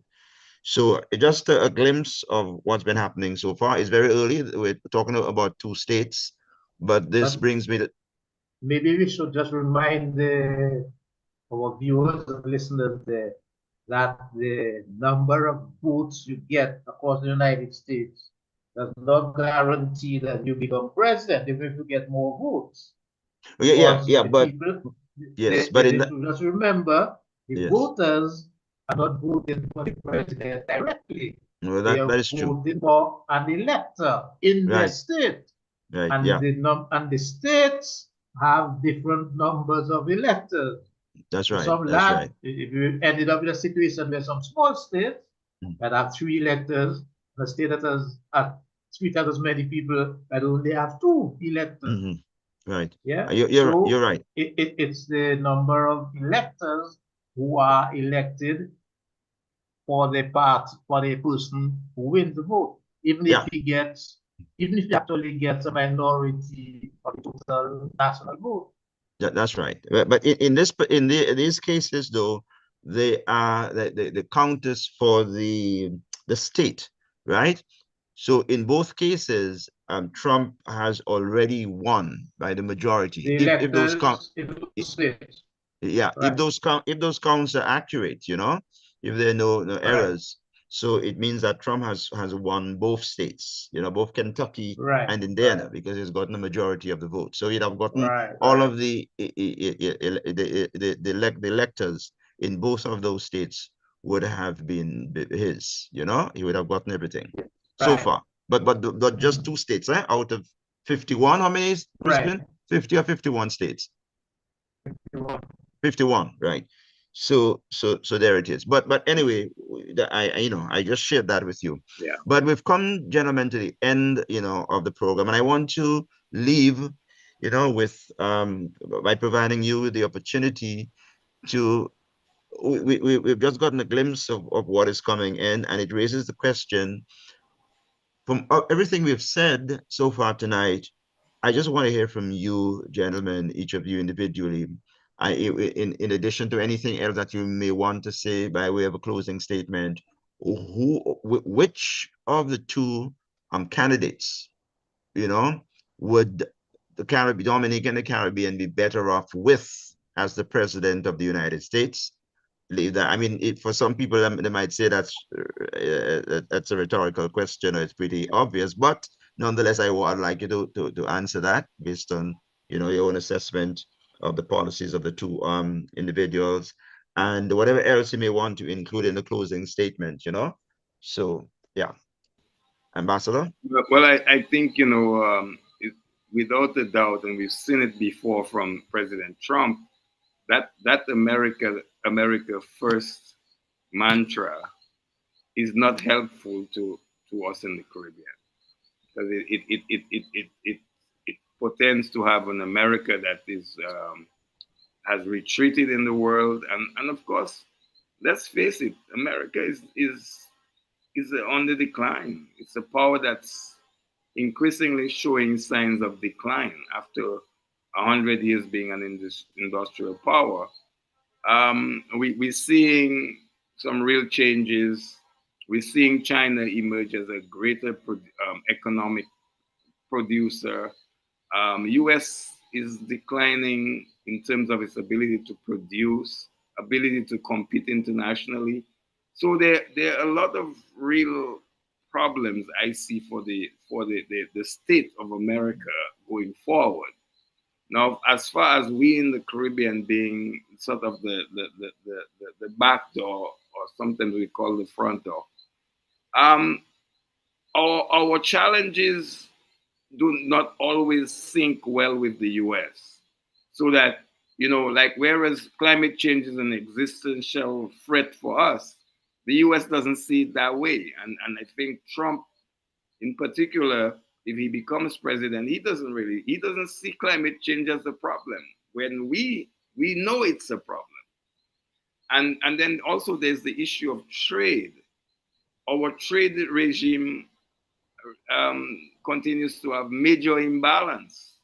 I mean, the U.S. is still our major exporter, and we are not exporting to keep up.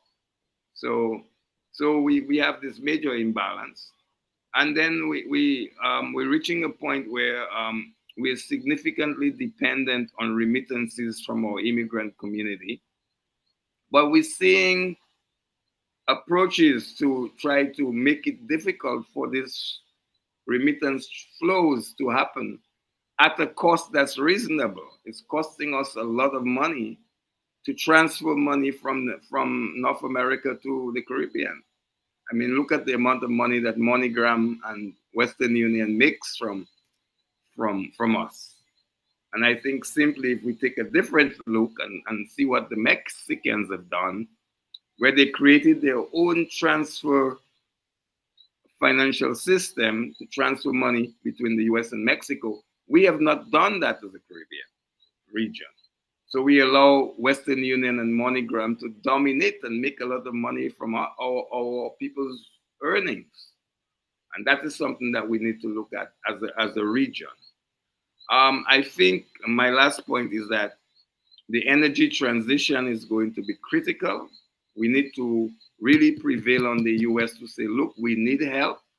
We have to get off oil. Oil is a future with oil is not a future of security. And therefore, we want the US to help us with that energy transition in a much faster manner than is occurring right now. So that's what I'd like to say. Thank you. Right. Thank you, Crispin. Mark?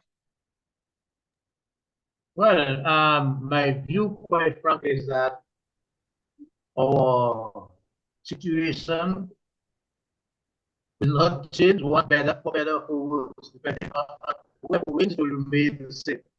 Because American interest will be in America's interest. And unless we have something compelling to bargain with the United States for, there is nothing that they need to give us.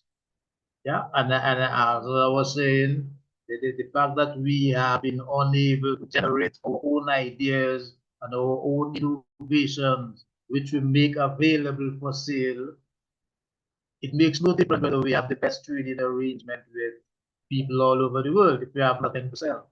And I don't think having Kamala Harris as president, because she is of Caribbean heritage to some extent, Caribbean and Indian, would make any difference with the policy that she would implement. Just as Trump's America First campaign can benefit us if he sees something, there is something in it for America and himself. Then he will do something for us. Otherwise, I think we have to get our mind off the idea that if this person wins, it's good for us, and if that person loses, it's bad for us. We must decide what we want to do and organize to do it ourselves. Yeah, that might require, of course, cooperation with other people, which might include the United States, but we can't depend on the person who is in power shape our fortune for us. That's, I think, wishful thinking. Well, thank you very, very much, Ambassador Crispin Gregoire and McCarthy Marie, for being part of this program this evening. We're hoping that our viewers will come away from this with a better understanding of what the Caribbean needs to do. I mean, it is on one hand, we were talking about, well, how the policies of the United States will influence what happens in the Caribbean, and they definitely will in some way or the other. But Mark Murray is making the very valid point that we have to play an important part in shaping our destiny, as well, and not just depend on what other countries in the world, are prepared to do or not to do for us. So I want to thank both of you, and I want to thank the viewers. And we look forward to being back at some other time, some other stage with more interesting programs of this nature and DNO. And we're hoping we can call on you gentlemen at such times, and also look forward to the viewers being part of these programs. Thank you very much, and good night, everyone. Right. Maybe we should just remind the viewers there that our podcasts are still available on YouTube. If you go to YouTube and put in Factually Speaking, you'll be able to get all the podcasts that we have done so far, and we keep doing more for you, right? All right. Thank you, Mark, for taking the initiative. Okay, thank you, gentlemen, and Okay, good thank night. you for having me. Yeah, all right. Okay, Ambassador. Good. Yeah, good All night. right. Yes. Good night.